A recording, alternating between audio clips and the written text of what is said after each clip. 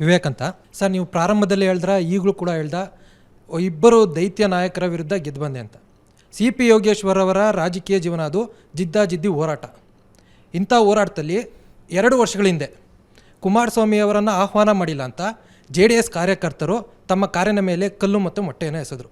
ಈಗ ನೀವು NDA candidate ಆಗಿ ಸ್ಪರ್ಧಿಸಿದ್ರೆ ಇದೇ JDS ಕಾರ್ಯಕರ್ತರು, ಯಾವ JDS ಕಾರ್ಯಕರ್ತರು ಕಲ್ಲು ಮೊಟ್ಟೆಯನ್ನು ಎಸೆದ್ರೋ ಅದೇ JDS ಕಾರ್ಯಕರ್ತರು ಆರ ಶಾಲ ಹಾಕಿ ನಿಮ್ಮನ್ನು ಸ್ವಾಗತಿಸ್ತಾರಾ? ಬಸವರಾಜ ಬೊಮ್ಮಾಯಿಯವರು ಮುಖ್ಯಮಂತ್ರಿ ಆಗಿದಾಗ ನಾನು ಒಂದಷ್ಟು ದುಡ್ಡು ತಗೊಂಡು ಹೋಗಿರ್ತೀನಿ, ನಾನು ಪೂಜೆ ಮಾಡೋಕ್ಕೆ ಹೋಗ್ತೀನಿ, ಆ ಕ್ಷೇತ್ರದ ಶಾಸಕರು ಕುಮಾರಸ್ವಾಮಿ ಆಗ್ತಾರೆ, ಸಂಘರ್ಷ ಇದ್ದುದ್ದೇನೆ. ಆದರೆ ಅದರಲ್ಲಿ ಬೇರೆ ಏನೂ ಇಲ್ಲ. ಅಭಿವೃದ್ಧಿ ಕೆಲಸದ ವಿಚಾರದಲ್ಲಿ ಸಂಘರ್ಷ ಮಾಡ್ಕೊಂಡಿದ್ದೀವಿ. ಆದರೆ ಇವತ್ತು ನಾವಿಬ್ಬರು ಒಂದಾಗಿದ್ದೀವಿ ಅಂದರೆ ನೋಡಿ, ಮೊನ್ನೆ ಪಾರ್ಲಿಮೆಂಟ್ ಚುನಾವಣೆಯಲ್ಲಿ ಇಬ್ಬರು ನಾಯಕರು ಒಟ್ಟಾಗಿ ಕೆಲಸ ಮಾಡೋದ್ರಿಂದ ಎಂಟೈರ್ ಪಾರ್ಲಿಮೆಂಟು ಕ್ಷೇತ್ರದಲ್ಲಿ ಡಾಕ್ಟರ್ ಮಂಜುನಾಥ್ ಅಂತ ರಾಜಕಾರಣ ಗೊತ್ತಿಲ್ಲದೆ ಇರ್ತಕ್ಕಂಥವರು ಅತಿ ಹೆಚ್ಚು ಓಟ್ಗಳಿಂದ ಗೆಲ್ತಾರೆ. ಹಂಗಾಗಿ BJP JDS ಮನಸ್ಥಿತಿ ಒಂದೇ ಸರ್, ಅದು ಕಾಂಗ್ರೆಸ್ ವಿರುದ್ಧವಾದಂಥ ಮನಸ್ಥಿತಿ. ಹಾಗಾಗಿ ಕಾರ್ಯಕರ್ತರು ಒಪ್ಕೊಂಡಿದ್ದಾರೆ, ಒಂದಾಗಿದ್ದೀವಿ.